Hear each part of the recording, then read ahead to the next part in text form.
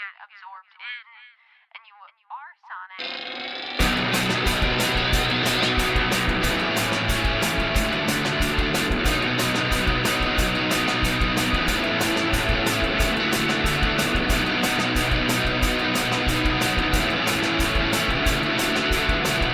What's up, everybody? I'm Taylor Olmstead, and I want to welcome you back to No Repeat, a podcast where we pick 3 songs every week with no repeats and no do-overs to create a perfect playlist for every occasion life throws at you. Joining me are my co-hosts, Tyler Reed. This is the part where I say a line from the song that I picked, but baby, we got Eddie this week.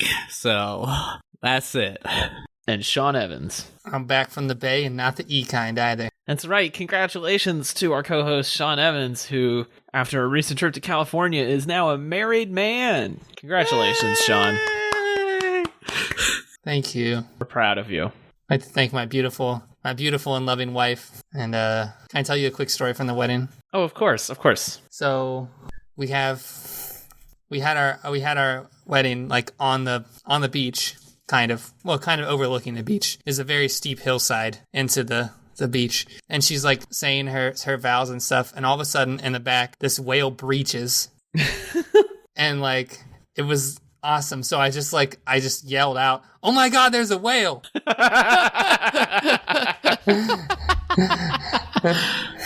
My now wife kindly looks up at me and says, "Please don't interrupt my vows."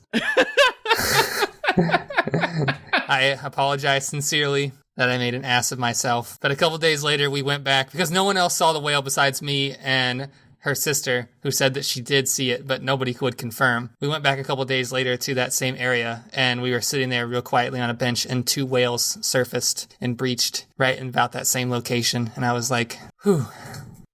That's amazing. Thank you, whales. I feel like we have to ask, since this is No Repeat, what was the song for your first dance? Oh, we didn't have one. I'm shocked and dumbfounded. I feel like that's required. Nope. There was no music involved in your wedding whatsoever. No. Interesting. We went and got married. We went to the restaurant, and then we came home and we gave toast, and then everybody went home because it was late. Well, maybe we'll save it for a future challenge. For now, Tyler, can you tell us what this week's challenge was?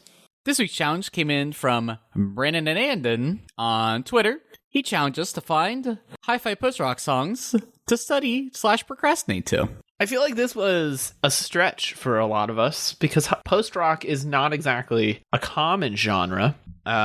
It's not something that most people think of. I want to read a definition for our listeners that may not be familiar. This comes from the Wikipedia. Post-rock is a form of experimental rock characterized by a focus on exploring textures and timbre over traditional rock song structures, chords, or riffs. Post-rock artists are often instrumental, typically combining rock guitars and drums with electronic instruments. A lot of these songs are very loud, they're very atmospheric, they're very long. Some people would describe them as soundscapes. And so they're kind of outside of the realm of the music that we would typically pick on this playlist, which does have kind of a poppier bent to it. So I'm curious how you guys approached this, since it was so different. I had to start by looking for a stricter definition. Interesting. Which didn't really help because then I read the same Wikipedia and I was like, well, that didn't help.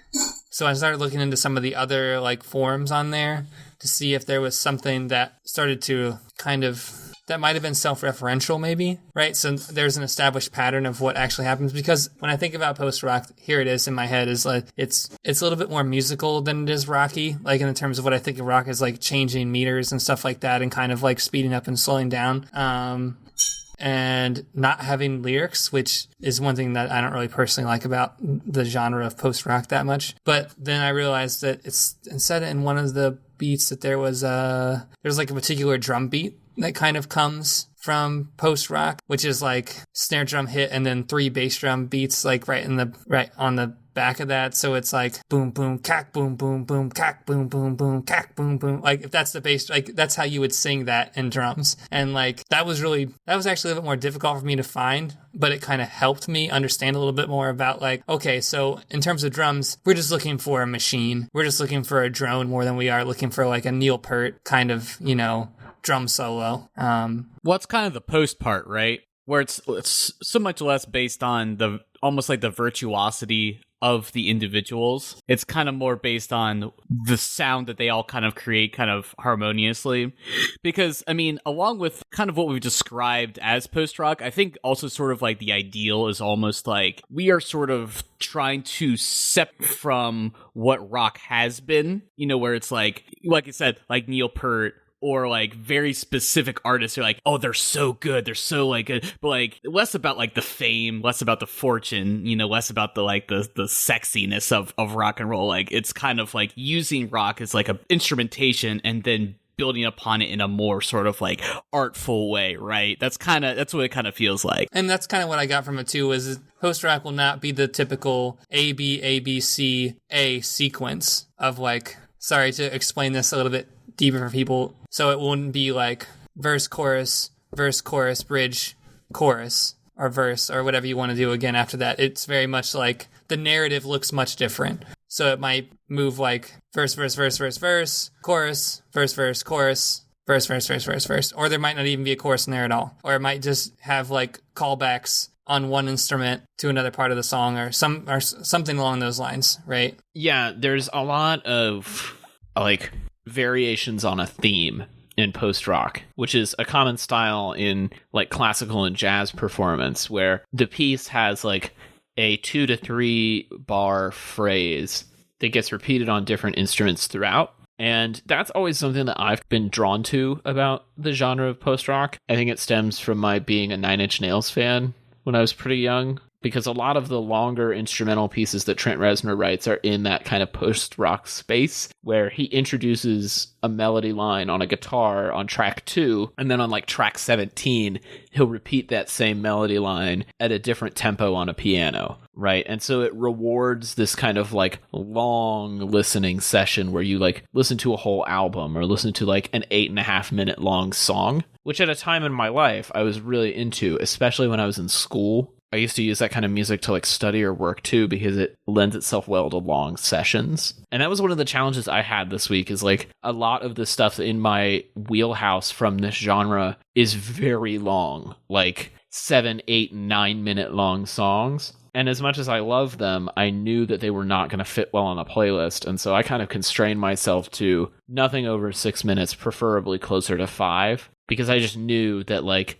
in the grand scheme, we were going to hate listening to like a 9-minute explosions in the sky masterpiece that sounds like something off of a film score, you know? Yeah, I would say that I kind of tried to pick something that was kind of split the difference a little bit, because I had a song as my B-side that was like maybe like 3 or 4 minutes, and that almost felt ingenuine. I feel like it's kind of like not of the genre to not at least be a little long, like, because you have to think that this is gonna be some people's first introduction to this genre even, and I feel like we kind of owe it to them in some ways to at least give the genre for what it is a fair shake, right? Like I feel like you have to introduce it in like a way that feels appropriate, and I think we did a pretty good job of that. Yeah, we range pretty widely across the genre here, but I feel like all of these picks are post-rock or post-rock adjacent enough that when you listen to clips of all 3 of them, you'll come out of this episode with a sense of what the genre sounds like. If you guys don't mind, I want to go first this week. Okay. Because I feel like I have as close to a classical example of the genre as we picked this week. That's fair. This song is Sore Thumb by We Were Promised Jetpacks.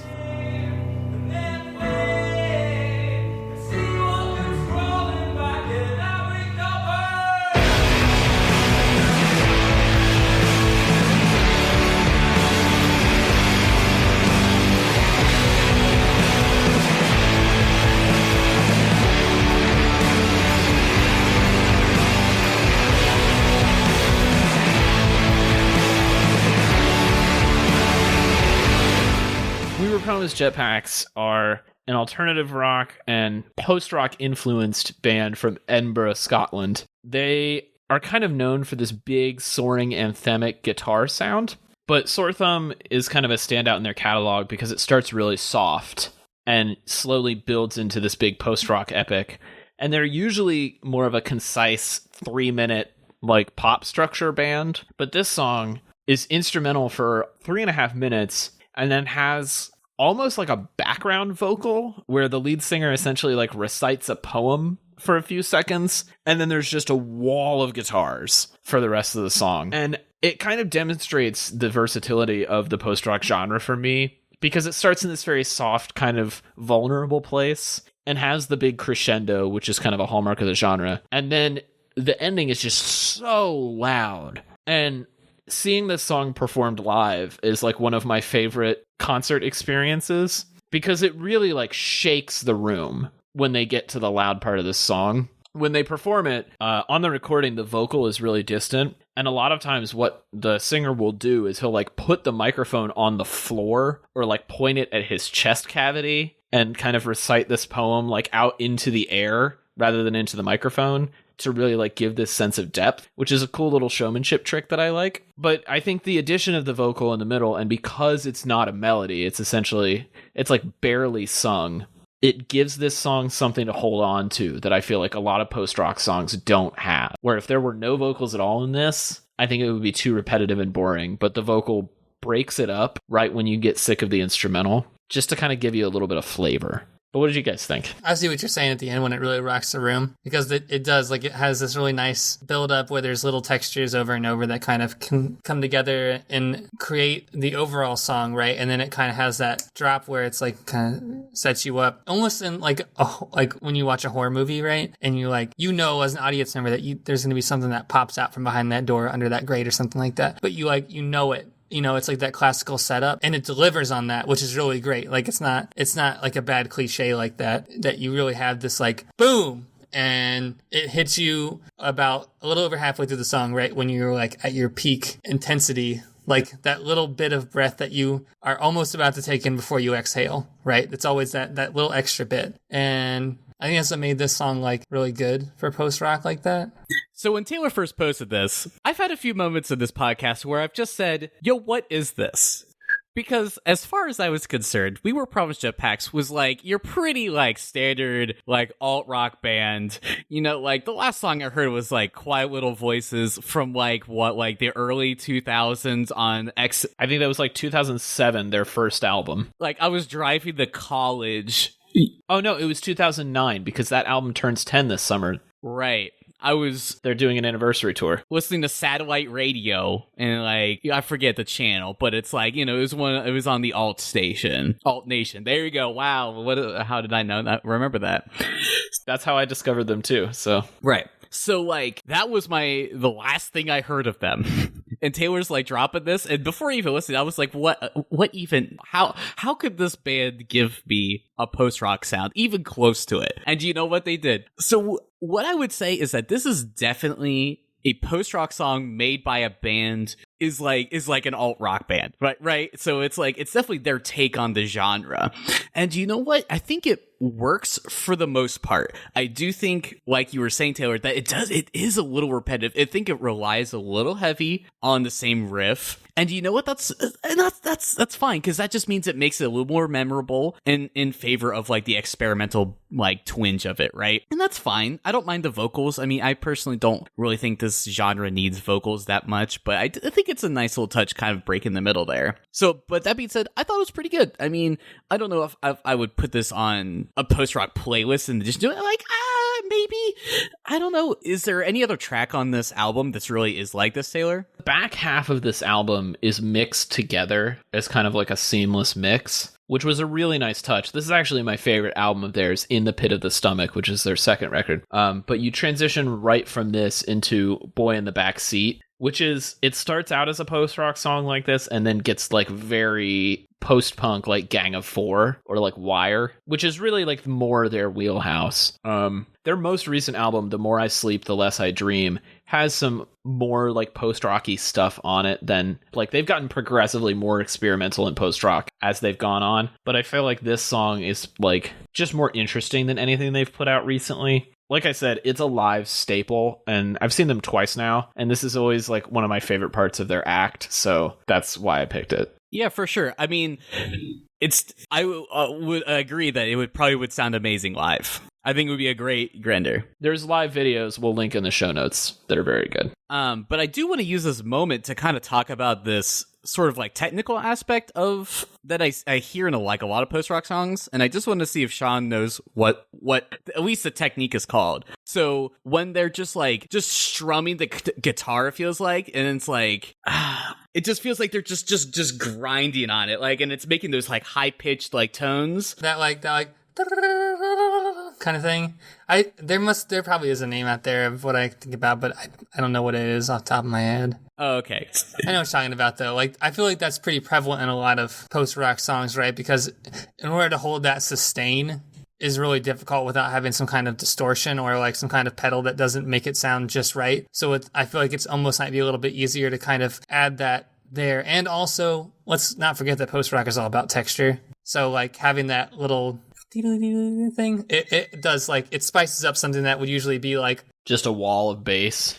A long, just like a long open chord, right? So like it's like the salt and pepper, right? I mean, this is like the drummer that's probably just banging on both cymbals, and like it's like all cymbals the whole time. Yeah, just every single thing you get hit, it's just going. You're like, okay, all right, I get it. You're very emotional, but like there's something about that sound and that effect that just grips you, and I don't understand why. I wish I had done like more research into it, but there's just something about it just makes me feel something.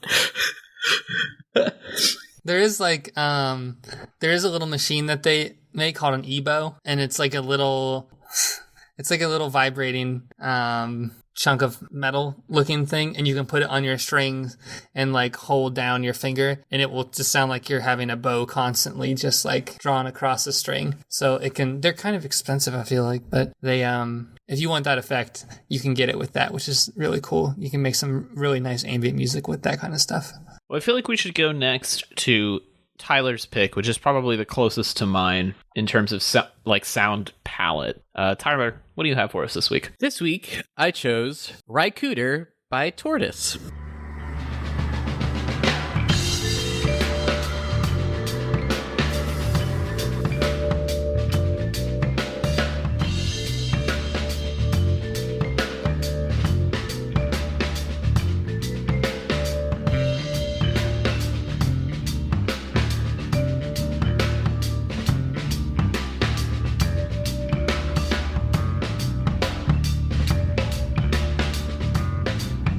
So Tortoise is a legendary, groundbreaking artist sort of in the genre. I think one of the forefathers of it. They're a band that I feel like I've listened to before, but I really kind of dove into them this week for this challenge. And I think I specifically picked them because I wanted the band that wasn't going to make me cry. I was like, I want to put a song on here that I feel like is of the genre, but doesn't necessarily have that element that we like I said, I was just discussing, where it's like just this wall of sound where everything's just crashing and bashing together. I kind of wanted to just kind of pick a different side of it.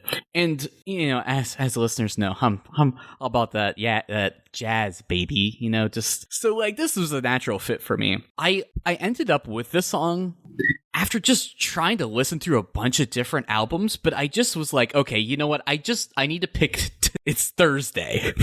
And so I just typed in top Tortoise songs. And so someone gave me a top 10 list. I went through all of them, and Raikouder was actually number 10. And they kind of said it was a good primer for kind of like the genre and kind of good introduction to them, because they kind of go into a lot of different places. And I felt like a lot of the tracks that they listed were good, but they were like maybe like 30-minute tracks, or like they were kind of weird sounding. Like one of their most popular songs is TNT, which it kind of had a weird vibe that I don't feel like would have fit well on the playlist. But even though I personally enjoyed it. But Raikouder just kind of felt like a kind of nice medium, sort of like, it's kind of jazzy, you know, it's not too intense. It just kind of fit, and I thought it would fit well on the playlist the best. And that's kind of where I ended up. This feels like a Fugazi instrumental, which is why I love it. Ooh, I like that. This came out in 94, so it's towards the tail end of Fugazi's lifespan. But I have to feel like they were probably listening to stuff like this. A lot of the hardcore and post-rock scenes and post-hardcore scenes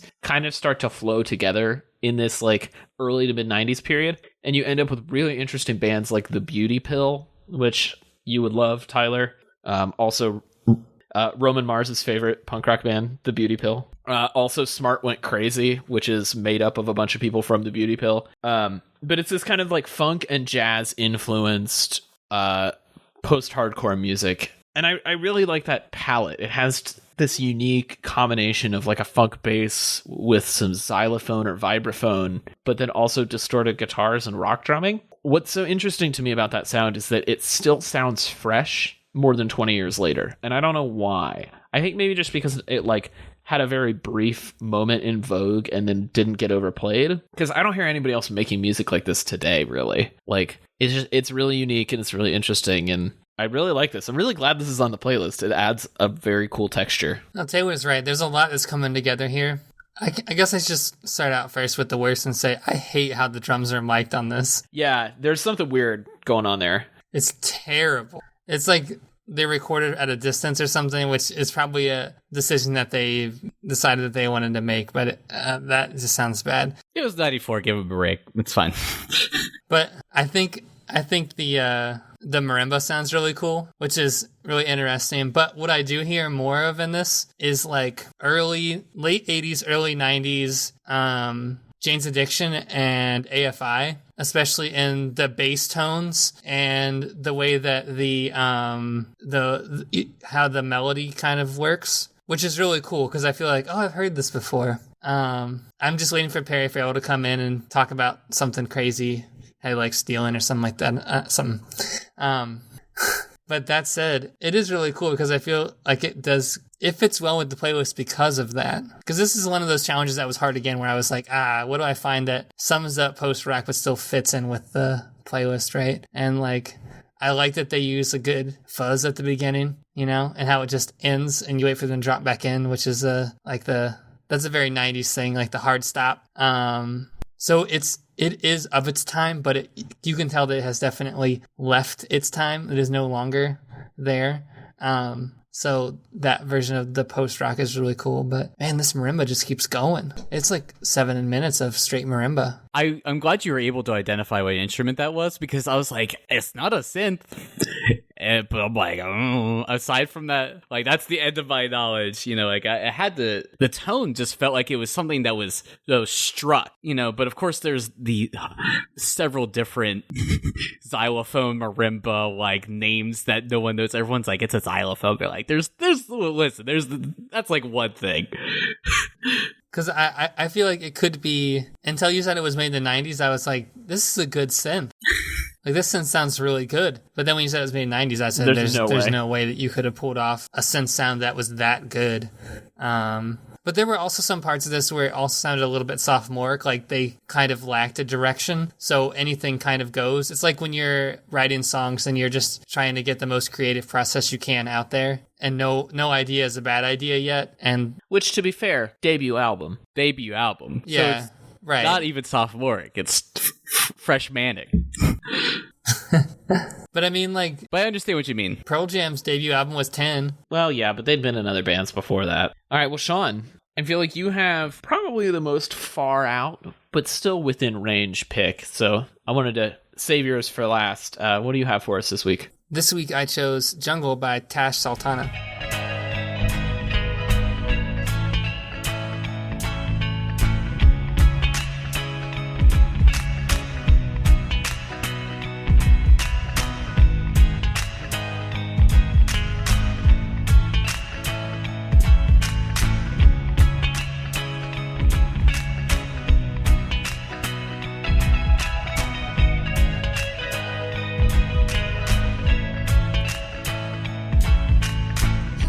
So when I was reading on Wikipedia the definitive guide to what music should be, I didn't really look for songs as much as I was trying to figure out if I had a post-rock song that I really liked already that would fit. And I remember, I think I called back to this in one of our earlier episodes, this song in particular, because I really like her and what she sounds like.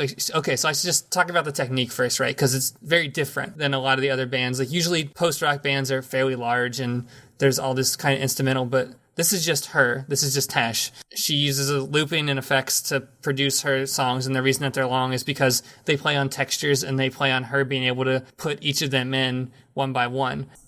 I gave the live living or bedroom recording, because I feel like when you watch her make it, it kind of adds to the post-rock sense of it. But if you listen to it as well, you can kind of get it. But watching is kind of, I feel like, a quintessential part of understanding her. So she goes into these like really long loops and tracks, and there's all this layering and all these different textures, and she's using these like really awesome P90 pickups, which just make your sound so dense and rich. And she does some awesome cliche stuff that works out really well, like the hand claps, like these like really corny synth sounds. So when I thought about post-rock, I was like, oh, this has song structure, it has everything, but then it kind of references so many other things. And I think too, the fact that she's from Australia, I feel like Australian rock is kind of up and coming right now. We're seeing a lot of these artists come from Australia. Shout out to the chats. Right, I can't help it. I love them too, you know.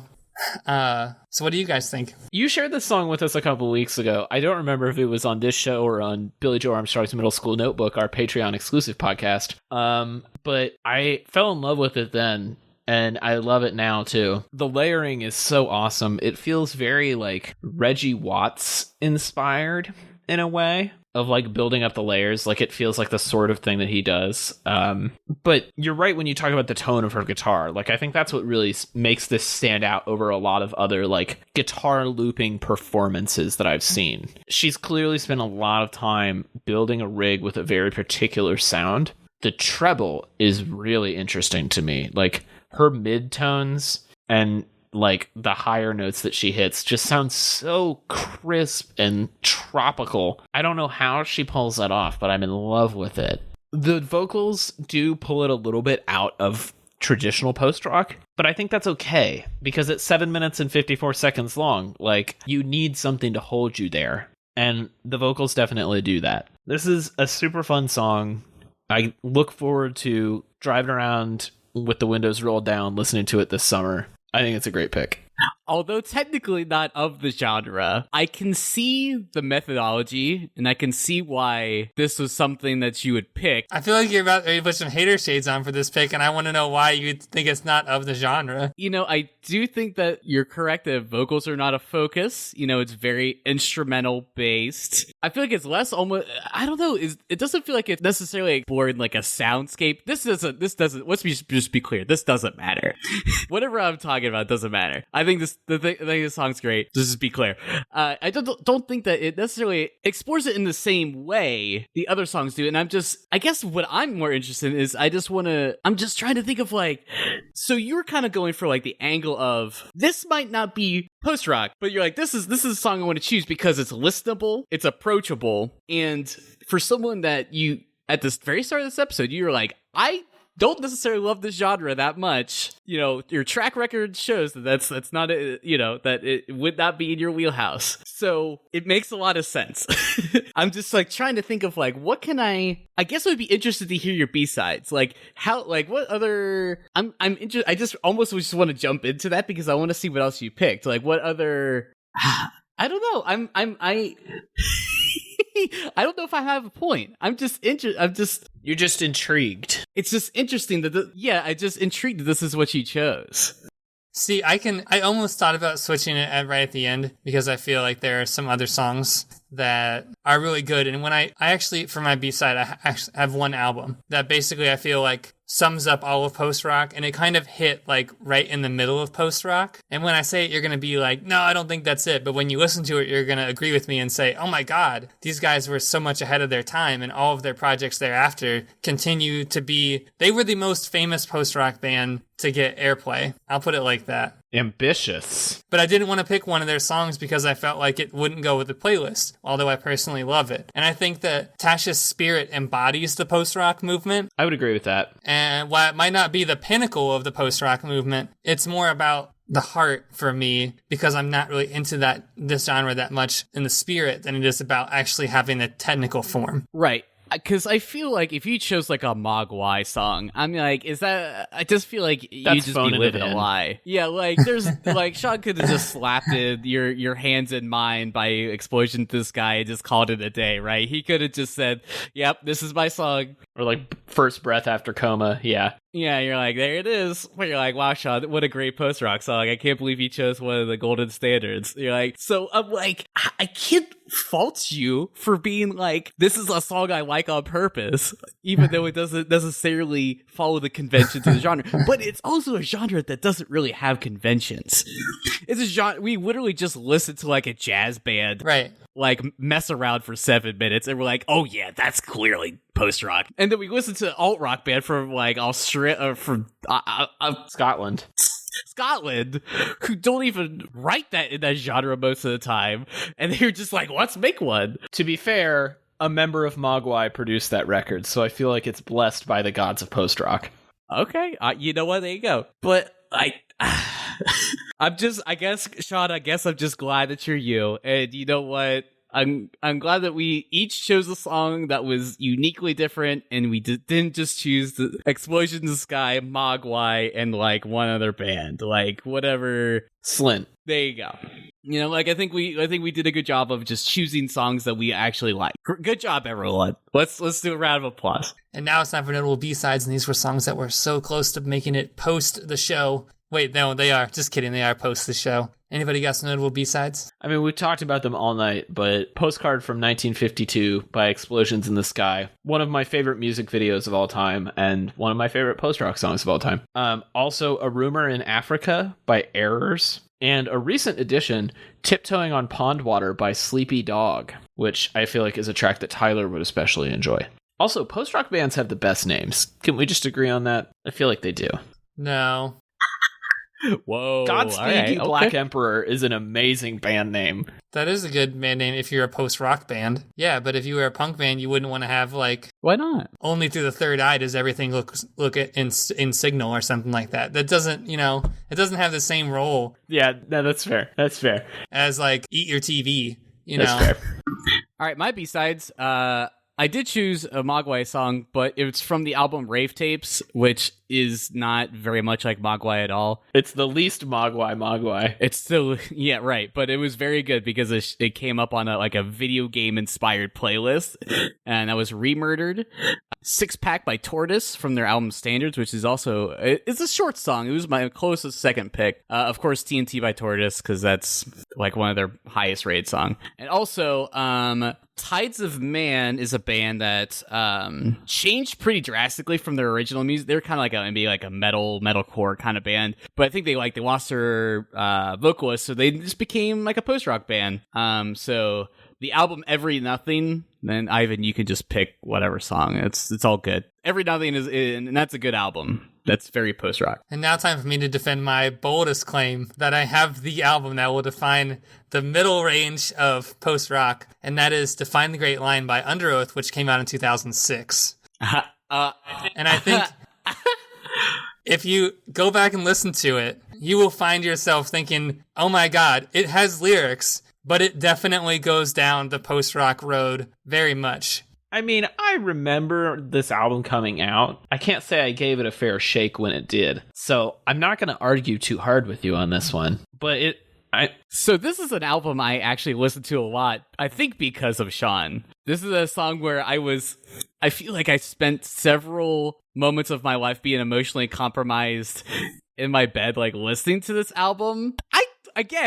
I'm confused as to how exactly 100% this is post-rock, unless we establish that the unclean vocals, like the sort of the atonal shouting, is like used as like an instrument rather than like a vocal performance. No. There's no hard and fast rule that says there can't be vocals in post-rock, actually. That's true. I just think that there's... Yeah, because if it is, then you would have to count out most of Taylor's song. No, you're right. I'm just saying, I feel like genres are pretty defined for like what this kind of album exists within, because I feel like there's a lot of this... this is metalcore. Like, that's what we call this. That's not what it is. I don't think it is actually that either. Well, okay, so its genres are listed as Christian hardcore, metalcore, post-hardcore, emo, and screamo, which screamo is not... It's there. It's right there. It's written in actual words. So post-hardcore, okay, we're gonna get... It's very different than post-rock. Post-hardcore includes Fugazi. Like, they are the first post-hardcore band. And Fugazi is not a post-rock band. To be fair, they come from the same spirit. If you have post and then the genre, that typically means there's going to be... Okay. All right. So let's just hold on. Let me But that's, you know what? I'm ready for Ivan to put the entire Defy the Great Line album on our B-side so that we can listen to such great songs as In Regards to Myself, A Moment Suspended in Time, Returning Empty-Handed, and probably Writings on the Walls. I don't know if that's all of the songs. And let me just say, those are probably more of the borderline post-hardcore songs, but when you listen to the actual post-rock songs, I would say Salmarni. That's right. That song is And To Whom It May Concern definitely lay within the post-rock genre, and it sets the stage for Sleep Makes Waves, which is the electronic rock offshoot that eventually came of two of the members of Under Oath. And we know that they actually went into rock genres later on when they did, what was the name of the band that made up Southern Weather? Oh, I know what you're talking about. The Almost? Yeah, the Almost, yeah. No, they did it. This is like, okay, so it might go into hardcore, but let's not lie. Like, it's definitely rock and roll. It's not, this wouldn't be like, I think we have rock and hardcore as separated genres here, but rock is like the umbrella category. I'll allow it. Tyler, if people want to wallow in their emotions with you, where can they do that? Hey everybody, you can find my design and illustration work at rudepets.club, and you can find me on the socials as Rude Pets Club on Instagram and Twitter. And Sean Evans, if people want to listen to Under Oath with you, where can they do that? Oh man, well you might just have to do that by yourself now, but if you want to, and you want to talk about it, you can find me on Twitter and Instagram at TellySean. If you want to learn more about We Were Promised Jetpacks, they're coming on tour of the US this summer. You should go. You can also talk to me about them on Twitter. I'm at TC Olmstead. If you like what we do here at No Repeat and you want to support this show and get special perks, you can support us on Patreon. Patreon supporters get access to our special monthly after show, Billy Joe Armstrong's Middle School Notebook, where we talk about our picks and pick the next month's challenges. New episode of that is coming soon. And you can also get a fun poster designed by Tyler and a bunch of other cool stuff. So go check that out. Patreon.com/No Repeat Podcast. And we'll be back next week with 3 more songs on another episode of No Repeat.